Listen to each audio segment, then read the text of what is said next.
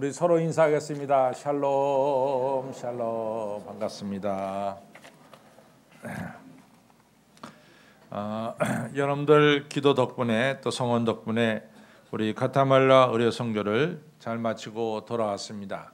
이 자세한 내용은 아마도 이제 어느 한 주일을 택해서 우리 담당자가 좀 더 자세하게 설명해 주실 줄로 믿습니다. 여러분들 뵈니까 정말 기쁘고 반갑습니다. 제가 이제 요즘에 와서 다윗을 좀 살펴보니까요, 다윗이 우리에게 주는 교훈이 참 많다는 것을 새롭게 깨달았습니다. 예를 들어서 우리가 이제 다윗을 보면은 다윗이 이 사무엘상 16장에 자기가 전혀 기대하지 않았어요. 근데 갑작스럽게 사무엘 선지자가 다윗이 살고 있는 베들레헴에 방문을 해가지고 이제 자기 위로 형이 7명이나 있는데도 불구하고 자기에게 막내 아들 8번째 자기에게 기름을 부어서 장차 이스라엘 왕이 되는 이러한 축복을 나려 주셨습니다. 우리가 성경을 어딜 보더라도 다윗은 전혀 기대하지 않다가 하나님의 일방적인 선택으로 이처럼 다윗이 기름 부음을 받게 되는 것입니다. 그러고 나서 사무엘 16장에 기름 부음 받았는데 17장으로 넘어가면은 여러분과 너가 너무나 잘 아는 다윗과 골리앗의 싸움이 나옵니다. 바로 이 싸움에서 다윗이 골리앗을 물리치게 되죠. 근데 바로 이 일 후에 이제 이스라엘 여자들이 이제 길 가면서 또 빨래하면서 음식을 하면서 노래 부를 때 이런 노래 가사를 부릅니다. 사울이 죽인 자는 천천히고 다윗이 죽인 자는 만만이다. 근데 사실은 이 노래 가사 때문에 사울 왕이 상당히 고민에 빠져요. 이 노래의 내용의 진위는 뭐냐? 그것은 장차 다윗이 내 자리를 차지하려는 것이 아니냐? 뭐 이런 생각을 갖게 됩니다. 이제 그 다음부터 이제 본격적으로 이제 사울이 다윗을 죽이려고 하죠. 그게 약 10년 동안 계속됩니다. 그래서 10년 동안 이 다윗이 사울을 피해서 도망다닙니다. 그러다가 사무엘상이라고 하는 책이 31장으로 끝이 나요. 그래서 31장 끝장에 보면은 이제 사울 왕과 그 아들 요나단이 길보아 산 전투에서 블레셋에게 패배해서 거기서 죽습니다. 이래서 다윗이 사울에게 받던 10년 동안의 고통과 고난은 사무엘상 31장으로 이제 끝이 나게 되는 거죠. 그리고 사무엘하로 넘어가요. 그래서 사무엘하로 넘어가서 사무엘하 1장에는 이 사울 왕의 장례식이 나옵니다.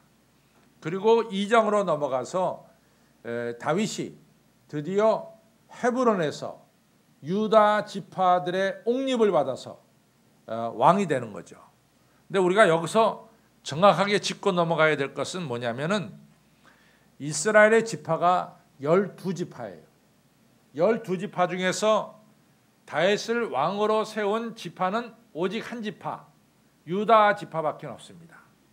그러니까 엄격하게 말해서 다윗은 왕이 됐을 때 12분의 1의 왕이 되는 거죠. 12분의 1.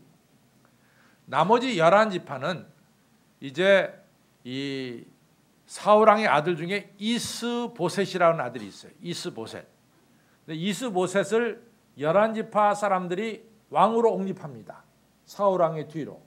그래서 마하나임이라는 곳에서 이제 이스보셋이 사울 왕의 후계자로 11지파의 왕이 되죠. 근데 더욱더 중요한 것은 여러분들 우리가 삼국지 읽다 보면 뭐 황후라고 하는 장수도 나오고 장비라는 장수도 나오고 뭐 여러 장수들이 많이 나오잖아요. 그 당시에도 다윗 당시에도 전쟁을 잘하는 장수가 많이 있었습니다. 뭐 이제 요압도 큰 장수 중에 하나고 또 아사엘도 큰 장수 중에 하나인데 그 당시에 최고로 전쟁에 나가면은 이 싸움을 가장 잘하는 장수가 누구냐? 그것은 아브넬이라고 하는 장수입니다. 아브넬. 근데 이 아브넬이 적극적으로 이스보셋을 도왔어요. 그러니까 사실 다윗이 12분지 1의 왕이 됐지만도 매우 약한 상태에서 왕이 된 거죠. 12분지 11은 이스보셋을 이 왕으로 섬겼기 때문에 그렇습니다. 그런데 참 재미있는 사실이 그 다음도 전개돼요. 이 사무엘 하 3장에 가면은 이 엄청난 장수 아브넬이 다윗에게 와서 다윗을 협력하겠다고 말합니다. 그래서 아브넬이 다윗에게로 넘어와요. 물론 넘어오자마자 얼마 있다가 요압에 의해서 죽습니다. 그 다음에 사무엘하 4장에 가면은 제가 11지파가 이스보셋을 왕으로 세웠다 그랬어요. 근데 이스보셋이 왕이니까 이 경호원들이 2명 있었어요. 레갑과 바하나라고 하는 2사람이 경호원입니다. 근데 이 경호원이 자기 주인인 이스보셋을 찔러 죽여요. 하극상이 일어난 거죠. 그래서 순식간에 이스보셋이 죽습니다. 그 다음에 사무엘하 5장으로 넘어가면은 11지파 대표 장로들이 다윗에게 찾아와서 우리를 다스려 주시옵소서라고 부탁을 드려요. 그러니까 여기까지 전개된 것을 보면은 다윗은 칼 끝에 피 한 방울 묻히지 않고 12지파를 다 다스리는 왕이 되는 거예요. 그렇잖아요. 다윗이 손에 피를 묻히지 않았습니다. 뭐 아브넬이 저절로 찾아와서 내가 다윗을 섬기겠다고 말하고, 또 자기에게 적대적인 관계에 있었던 이스보셋은 밑에 부하들에게 죽임 당하고 말고, 그러니까 11지파 장로님들이 와가지고 우리를 다스려달라 그러니까 다윗이 아주 손쉽게 이같이 12지파를 다스리는 왕이 됐어요. 이게 사무엘하 5장에 나옵니다. 근데 사무엘하 5장은 또 뭐가 중요하냐면 다윗이 예루살렘을 점령해요. 근데 이게 얼마나 중요한 얘기냐면은 여러분들 이 여호수아가 요단강을 건너서 가나안 땅을 점령했던 때를 약 주전 1250년경으로 봅니다. 1250년경. 그 다음에 다윗이 왕으로 등극한 해를 주전 1000년경으로 봐요. 그러니까 가나안 땅 점령하고 다윗이 왕이 된 때까지는 기간이 250년이란 기간이 있었어요. 250년 동안 이스라엘이 이 예루살렘을 점령하지 못했어요. 가나안 땅을 저 북쪽 단서부터 브에세바까지 대강 점령했지만은 점령한 도시 중에 다 점령한 것이 아니라 군데 점령하지 못했어요. 그 중에 하나가 바로 예루살렘이에요. 예루살렘을 250년 동안 이스라엘 사람들이 가나안 땅에 살고 있었지만 예루살렘이란 이 도시를 점령하지 못했어요. 왜냐? 예루살렘이란 도시는 천연 요새입니다. 해발 800m에 있어요. 그래서 이 여부수족들이 예루살렘을 차지하고 살고 있었는데 여부수족들이 뭐라고 떠들었냐면 누구든지 올라와라. 우리가 어느 누구도 어린애도 발로 너희들을 밟을 수 있다. 이렇게 얘기를 했어요. 그 정도로 예루살렘은 점령하기 어려운 난공불락의 도시입니다. 그런데 사무엘하 5장에 보면은 아주 다윗의 부하가 손쉽게, 쉽게 말해 요압이 손쉽게 예루살렘을 점령합니다. 그래서 7년 반 동안 다윗이 헤브론에서 다스렸는데 드디어 예루살렘을 점령하고 역사적으로 헤브론에서 예루살렘으로 수도를 옮기는 역사적인 사건이 일어납니다. 또 뿐만 아니라 이 이스라엘에게 있어서 가장 큰 골칫덩어리는 뭐냐면 블레셋이었어요. 블레셋이 너무 힘든 거예요. 근데 사무엘하 5장에 보면은 다윗이 철저하게 블레셋을 무찌릅니다.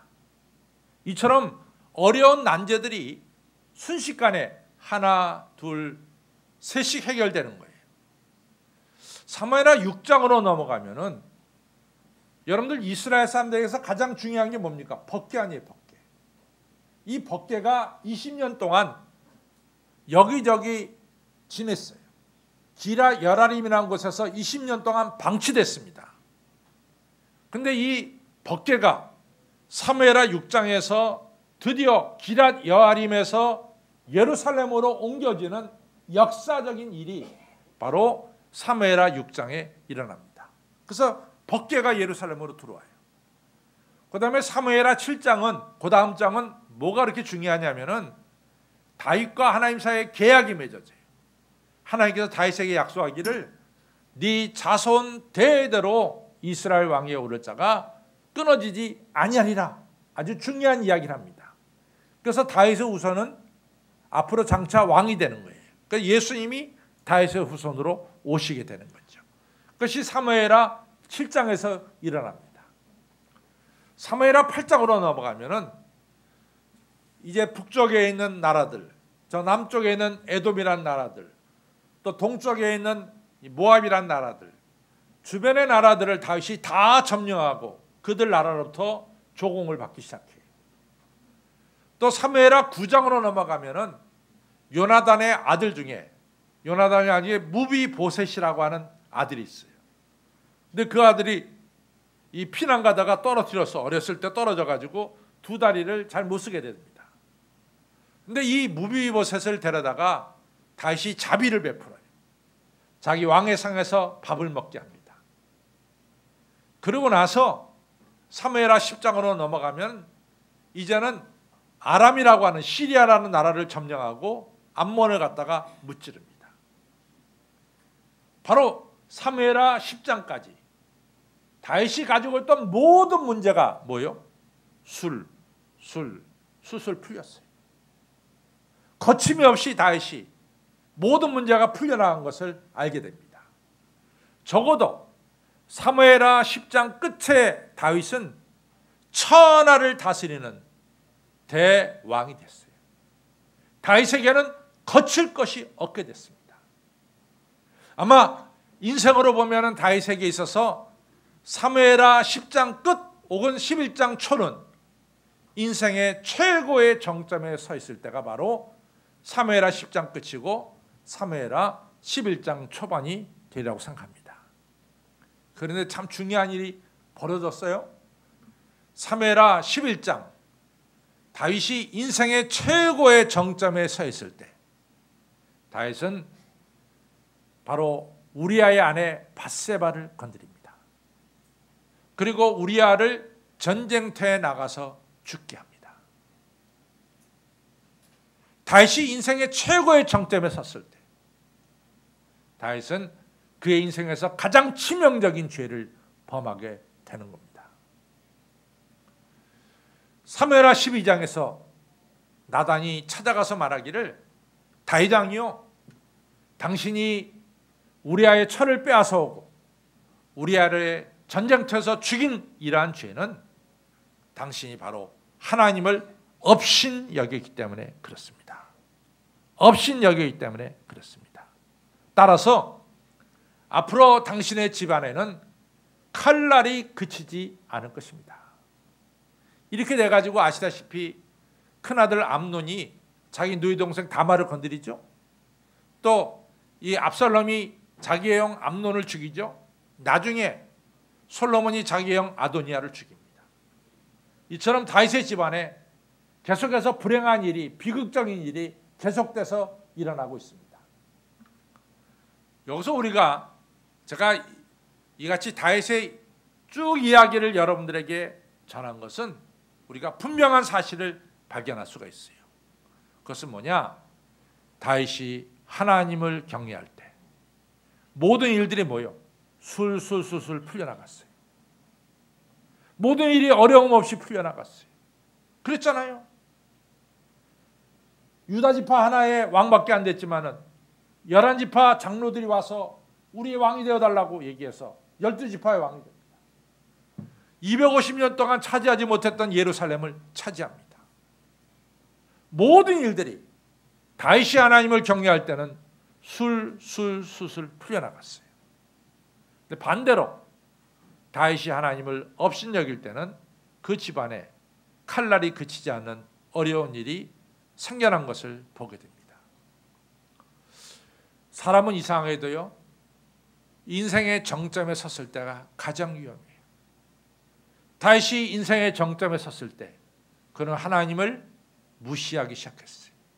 하나님을 업신여기기 시작했어요. 사랑하는 성도 여러분, 여러분과 제가 다윗의 일생을 보면서 머릿속에 꼭 기억해야 될 것은 뭐냐? 우리가 인생의 정점에 섰을 때 하나님을 업신여기기 시작하면은 지금까지 쌓아놓은 모든 탑들이 순식간에 무너지는 것을 우리는 볼 수가 있습니다. 그러나 반대로 우리가 하나님을 경외할 때는 앞으로의 모든 일들이 너무나 쉽게 술술 풀려나가는 것을 볼 수가 있고 열매를 맺게 되는 것을 우리가 알 수가 있습니다. 오늘이요, 2015년 7월 26일 7월의 마지막 주일이에요. 우리가 하반기 첫 달을 지내면서 전반기하고 하반기하고 좀 다른 게 있어요. 전반기는 뭐냐? 전반기는 씨를 심는 거예요. 하반기는 뭐냐? 하반기는 열매를 맺어야 됩니다. 이것이 하반기의 특징이에요. 여러분들 조그만 씨앗도 땅에 심겨서 가을 되면은 열매를 거둬들입니다. 여러분과 저도 인생의 중요한 2015년이라고 하는 한 해를 사는데 이 가을에, 이 하반기에는 여러분과 저도 풍성한 열매를 맺어야 될 줄로 믿습니다. 그런데 중요한 비결이 있어요. 하나님을 경외할 때 열매는 술술 맺혀지는 거예요. 그러나 하나님을 업신여길 때는 우리는 열매는커녕 우리의 삶 속에 이같이 슬픈 일들이 계속되는 것을 우리가 보게 되는 거죠. 오늘 우리가 마태복음 25장을 읽었어요. 마태복음 25장은 상당히 중요한 장입니다. 왜냐하면 세 가지 마지막 때 비유가 나와요. 첫 번째는 슬기로운 다처녀와 미련한 다처녀의 비유가 나옵니다. 그리고 이어서 오늘 달란트의 비유가 나오고, 그 다음에 마태복음 25장 끝에 가서는 우리 주님께서 양과 염소를 가르는 마지막 심판의 비유가 나옵니다. 그래서 마태복음 25장은 상당히 중요한 장입니다. 이 마태복음 25장에 오늘 우리가 달란트의 비유를 보게 돼요. 우리가 알다시피 5달란트, 2달란트 받은 자는 5달란트의 열매를 맺고 2달란트의 열매를 맺었어요. 그런데 1달란트 받은 자는 아무 열매도 맺지 못합니다. 열매 맺은 5달란트, 2달란트 받은 자는 천국잔치에 참여하는 축복을 받게 돼요. 그러나 아무 열매도 없는 1달란트 맺은 자는 바깥 어두운 데 내어 쫓기고 이를 가는 심판을 받게 되는 것을 보게 됩니다. 여러분, 우리가 성경을 그냥 읽고 넘어가서는 안 됩니다. 성경에 전개되는 내용과 그 결과를 봐야 됩니다. 여러분과 저는 5달란트, 2달란트 받은 자처럼 열매를 맺고 천국잔치에 참여하는 2015년도 우리 하반기가 되기를 주님의 이름으로 축원합니다. 왜 이 1달란트 받은 자는 열매를 맺지 못했을까? 아주 우리가 눈여겨봐야 될 게 있어요. 그것이 뭐냐면 25장 24절 말씀이에요. 25장 24절의 말씀에 뭐가 나오냐면은, 집에 가서 성경 보세요. 지금은 잘 보고. 왜냐, 24절에 뭐가 나오냐면은 이 1달란트 받은 자가 하나님께 뭐라고 하냐면, 하나님 당신은 굳은 사람입니다. 해치지 않은 데서, 모은 데서 당신은 당신을 원하는 것을 취하시는 분입니다. 이렇게 하나님을 표현해요. 근데 이 표현을 우리가 쉽게 넘어가지만은 이 표현은 하나님을 매우 왜곡시킨 표현이에요. 하나님을 굳은 사람이래. 영어로는 hard라고 썼어요. 이 말은 뭐냐면 우리 하나님 굳으세라는 거예요. 우리 하나님 베풀 줄 모른다는 거예요. 또 해치지 않은 데서 모은다. 하나님은 손 하나 까딱하지 않고 인간에게서 원하는 것을 다 취해가는 분이다. 이렇게 표현하는 거예요. 세상에 이렇게 하나님을 잘못 보는 경우가 어디 있어요? 그렇죠? 하나님을 잘못 보죠. 하나님은 여러분과 제가 알다시피 하나님 구두쇠가 아닙니다. 굳은 사람이 아닙니다. 하나님 우리에게 있는 것을 다 주시는 분이에요. 우리가 고린도후서 8장 9절에 보면은 사도 바울이 이야기합니다. 너희들이 은혜로우신 예수님을 잘 알기를 바란다. 부유하신 자로서 가난하게 되심은 가난한 우리를 부유하게 하기 위해서 자기에 있는 모든 것을 우리에게 주셨습니다. 이렇게 말씀하고 있어요. 우리 예수님은 여러분과 저의 것을 챙겨가시는 분이 아니라 우리 예수님은 예수님이 가진 것을 여러분과 저에게 주시는 분이에요. 이것이 바로 예수님입니다. 예수님은 십자가 위에서 물과 피를 한 방울도 아낌없이 여러분과 저를 위해서 흘려주셨어요. 예수님 우리에게 주시는 분이에요. 하나님은 독생자 아들 예수님을 이 땅에 보내시기까지 우리를 사랑하시고 주신 분이에요. 예수님은 굳은 사람이 아닙니다. 예수님은 여러분과 저에게 필요한 것을 공급해 주시는, 베푸시는 우리 주님이심을 여러분과 저는 확실히 알아야 됩니다. 또 하나, 우리 하나님은 손 하나 까딱하지 않은 하나님입니다. 하나님은 일하시는 하나님이에요. 하나님은 일하시는 하나님입니다. 요한복음 11장에 보면은 예수님께서 이 사마리아와 갈릴리 이 경계선에 예수님이 계셨어요. 요한복음 11장에. 그것은 지금으로 하면 북쪽에 계신 거예요, 예수님이. 근데 무슨 소식이 들려왔냐면 베다니에 이 나사로가 죽을 병이 들렸다. 이런 소식이 들린 거예요. 그럼 베다니는 어디냐? 베다니는 서울 인근이에요.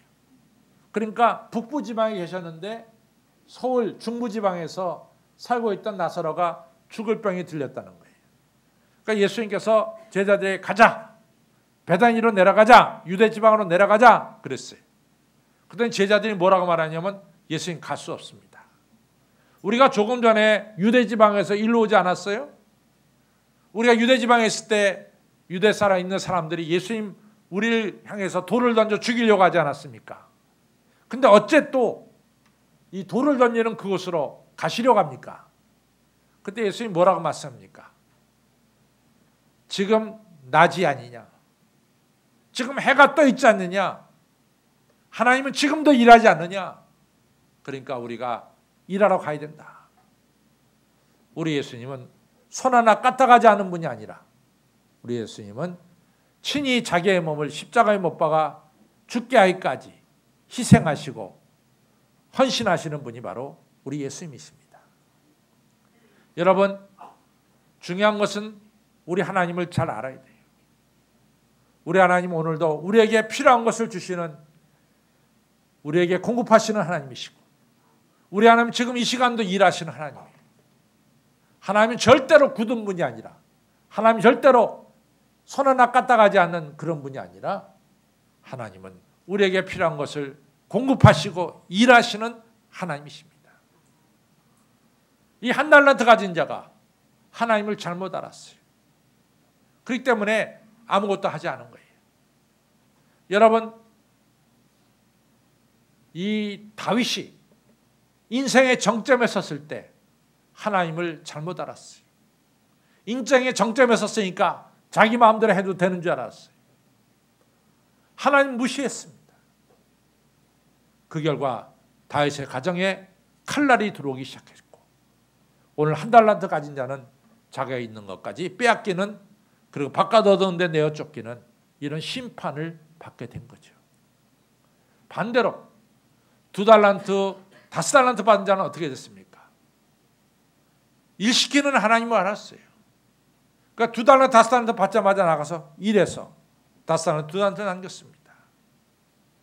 여러분, 하나님은 오늘도 역사하시는 하나님이시고 만물을 창조하시는 하나님이시고 여러분과 저를 사랑하셔서 필요한 것을 공급해 주시는 하나님이십니다. 이런 하나님을 절대로 왜곡해서도 안 되고 우리 하나님을 무시해서도 안 되고 업신여겨서도 안 됩니다. 우리가 하나님을 경외할 때 하나님은 우리의 삶 속에 풍성한 열매를 주시는 거예요. 우리가 하나님을 경외한다. 두렵고 떨림으로 우리가 하나님을 섬긴다. 이것이 경외한다인데, 우리가 하나님을 경외한다 그럴 때 경외한다는 내용이 구체적으로 뭐냐? 첫째는요, 하나님을 경외하는 자는 하나님 말씀에 순종하는 거예요. 그것이 하나님을 경외하는 겁니다. 하나님 말씀에 불순종하는 자는 절대로 하나님을 경외하는 자가 아닙니다. 하나님을 경외하는 것의 첫 번째 표적이 뭐냐? 하나님 말씀에 순종하는 거예요. 그래서 여러분들, 왜 아브라함이 복의 통로가 됐어요? 아브라함은 하나님 말씀에 순종했습니다. 그래서 본토와 친척과 아비 집을 떠나서 가나안 땅으로 갔죠. 또 창세기 22장에서는 백세에 얻은 아들 이삭을 바치라니까 모리아산에서 바쳤죠. 이처럼 아브라함은 한마디로 말해서 하나님을 경외하는 사람이었어요. 그러니까 하나님이 아브라함을 복의 근원으로 세우셨어요. 베드로도 하나님을 경외하는 사람이었어요. 예수님께서 그물과 배를 버려두고 나를 따르라 할 때 베드로는 그 말씀 그대로 그물과 배를 버려두고 예수님을 따른 이러한 수제자가 됐습니다. 경외의 첫 번째는 뭐냐? 하나님 말씀에 순종하는 것이 경외의 첫 발자국입니다. 저 따라서 경외란 하나님 말씀에 순종하는 것이다. 두 번째 경외는 뭐냐? 하나의 마음이야. 두 마음이 아닙니다. 여러분과 제가 오늘 예배드릴 때 이것은 하나님을 경외하는 우리의 표현이죠. 이 하나님을 경외하는 우리의 표현, 이 표현 속에는 오직 하나의 마음으로 드리는 거예요. 오직 하나님만을 주목하면서 드리는 거예요. 나눠진 마음은 안 됩니다. 가룟 유다는 왜 실패했느냐? 마음이 나눠졌어요. 우리 예수님과 은 30에 나눠졌어요. 그러니까 가룟 유다는 실패한 거예요. 나눠진 마음은 실패합니다. 왜 아담이 실패했느냐? 에덴 동산에서 아담의 마음속에는 한쪽에는 하나님이 계셨고 한쪽에는 사탄의 말이 있었어요. 두 가지 마음은 하나님을 경외하는 게 아닙니다. 오직 하나의 마음이 하나님을 경외하는 거예요. 이 시간 오직 하나의 마음으로 여러분과 저는 하나님께 예배드리시기를 바랍니다. 하나는 뭐냐? 나 오직 오늘 하나님께만 영광 돌리겠다. 이거예요. 오직 나 하나님께만 이 시간 영광을 돌리겠다. 이 하나의 마음으로 예배를 드려야 됩니다. 저 따라 두 번째 경외는 하나된 마음으로 하나님께 예배하는 것이다. 세 번째는 뭐냐? 우리가 늘 하나님 앞에 서 있어요. 시편 139편에 하나님은 나의 앉고 일어서심을 아시며 나의 생각을 감찰하시는 하나님이십니다. 내가 하나님의 낯을 피해 어디로 피하리까? 저 별 위에 올라가도 하나님 거기 계시고 저 땅 끝에 가도 하나님 거기 계시고 내가 바다 깊은 곳에 갈지라도 하나님은 거기 계시니이다. 우리가 착각하는 것 중에 하나가요, 하나님을 우리가 피할 수 있다라고 생각하는 잘못된 마음이. 우리는 하나님을 피할 수가 없어요. 하나님은 천지를 지으시고 만물을 다스리는 하나님을 피할 수는 없습니다. 다윗이 착각한 것이 뭐냐? 하나님의 얼굴을 피할 수 있다라고 생각한 거예요. 인생의 정점에 서니까 하나님이 안 보이기 시작한 거예요. 성도 여러분, 여러분과 저는 하나님을 피할 수가 없어요. 언제나 여러분과 저는 하나님 앞에 서 있습니다. 이 시간도 여러분과 저는 하나님 앞에 서 있습니다. 우리가 하나님 앞에 서 있어요. 주의 낯을 피해 우리가 어디로 가오리까? 갈 수가 없어요. 갈 수가 없어요. 근데 이것을 부정적으로 혹은 긍정적으로 볼 수 있어요. 부정적으로 보면은 우리 하나님이 나의 잘못한 것을 갖다가 뭐 하나하나 갖다 이같이 챙기시고 발견하시고 벌 주시는 하나님이다. 이거 부정적이에요. 그러나 하나님은 여러분과 저를 벌 주려고 하나님은 오늘 여러분과 저를 쳐다보시는 분이 아니에요. 하나님은 이 시간도 여러분과 저를 축복하시고 약한 부분을 채워주시려고 이 시간도 하나님은 여러분과 저를 살펴보고 계십니다. 성경에는 우리 인간의 생각으로 이해할 수 없는 일들이 많이 있어요. 그 중에 하나가 뭐냐? 다윗의 이야기인데, 다윗이 밧세바와 낳은 첫 번째 아이는 죽어요. 근데 두 번째 낳은 아이가 솔로몬이에요. 솔로몬은 샬롬이란 말에서 나왔어요. 아마 지금 저 세상에 간 우리아가 하늘나라에서 볼 때 참 하나님 이상하다. 어떻게 내 철을 통해서 난 두 번째 아이 솔로몬을 하나님이 평강이라는 이름을 지어줬을까? 이해가 안 돼요, 우리는. 그러나 하나님은 솔로몬이 밧세바를 통해서 난 두 번째 아들 솔로몬을 평강이라는 이름을 지어주고 그를 다윗의 다음의 왕으로 세우게 됩니다. 여러분들, 하나님은 꼬치꼬치 우리의 잘못된 것을 갖다가 찾아내가지고 벌 주시는 하나님이 아니라, 하나님은 이 시간도 여러분과 저의 약함을 아시고 약한 부분을 채워주시려고 이 시간도 우리와 함께 하시고 우리를 돌보시는 하나님이시라고 하는 것을 꼭 기억하시기를 바랍니다. 경외의 세 번째는 우리는 하나님 앞에 늘 서 있다, 이것을 느끼는 거예요. 저 따라 세 번째, 우리는 늘 하나님 앞에 서 있습니다. 네 번째 경외는 뭐냐? 내가 하나님께 사랑받는 것을 깨닫는 거예요. 이것이 경외의 출발입니다. 하나님의 사랑을 깨닫지 못하는 자는 절대로 하나님을 경외할 수가 없어요. 하나님이 나를 사랑하신 것을 깨닫는 자만이 자연스럽게 하나님을 경외할 수가 있습니다. 저는 오늘 여러분들이 다 하나님께서 여러분을 사랑하신 것을 깨닫고 이 자리에 나온 줄로 믿습니다. 이 사랑 깨닫지 않고는 이 자리에 나올 수가 없죠. 그렇죠? 여러분과 저는 적어도 하나님이 여러분과 저를 사랑하신 것을 깨닫고 이 자리에 나온 줄로 믿습니다. 저는 참 요한복음 21장이 멋있어요. 20장에 보면은 이제 예수님께서 가야바의 법정에서 이같이 심판받고 있을 때 베드로가 이 가야바 대제사장의 집에서 일하는 하속들과 함께 불 쬐고 있었어요. 그때 아시다시피 베드로가 예수님을 3번 부인합니다. 닭 울기 전에 네가 나를 3번 부인하라 한 것처럼 3번 부인하죠. 그때 다윗이 이 베드로가 3번째 부인할 때 닭 우는 소리가 들렸어요. 그리고 예수님께서 가야바에게 여러 가지 모욕을 당하시다가 고개를 돌리십니다. 이렇게 돌리셔서 베드로를 쳐다봤어요.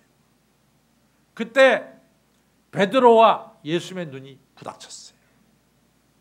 그때 여러분들, 베드로를 쳐다보는 예수님의 눈빛이 어떤 눈빛이었을 것 같아요?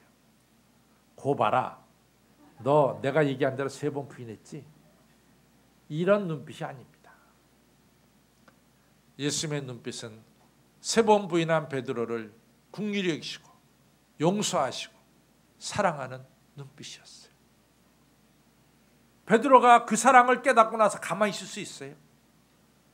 동산에 올라가서 통곡하며 울었죠. 고난 속에서도 저를 사랑하시는 주님을 제가 배반했습니다. 얼마나 베드로가 통곡하며 울었을까요? 그리고 요한복음 21장으로 넘어갑니다. 예수님께서 베드로에게 묻죠. 베드로야, 네가 나를 사랑하느냐? 주님, 내가 주님을 사랑한 줄 주께서 아십니다. 내가 주님을 경외하는 줄을 주께서 아십니다. 그때 예수님은 베드로에게 내 양을 먹이라고 축복해 주시죠. 적어도 여러분과 저는 이 자리에 예수님을 사랑해서 이 자리에 나와서 우리가 예배를 드리고 있는 줄로 믿습니다. 경외에는 1, 2, 3, 4가 있어요. 경외의 첫 번째는 뭡니까? 말씀에 순종하는 거예요.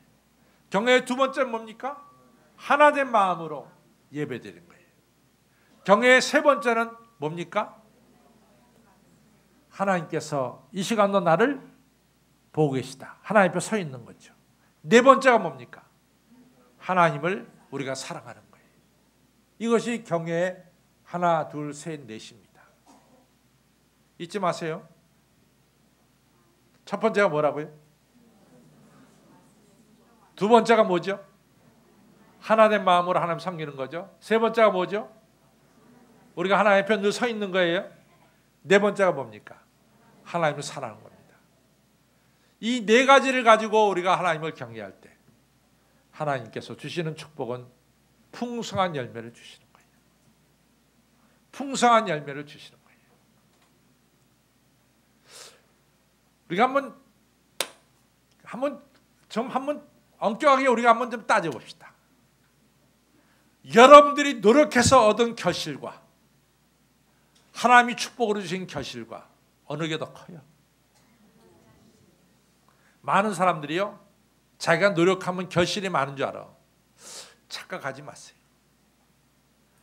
농사 짓는 사람들, 또 바다에 나가서 어업하는 분들은요, 분명한 것을 알고 있어요.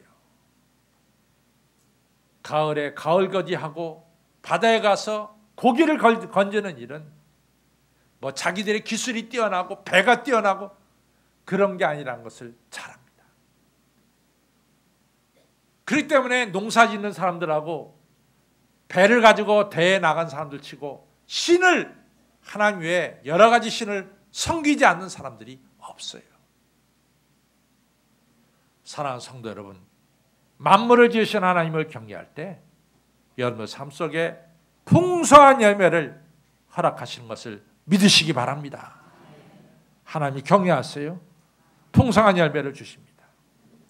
하나님을 경외할 때 또 하나 주는 보너스 축복이 있어요. 그것은 세상을 담대하게 살아가는 거예요. 저는 빌립보서 1장 20절에 너무나 멋있는 말씀을 사도 바울이 합니다. 내가 간절히 기대하고 원하는 것은 뭐냐?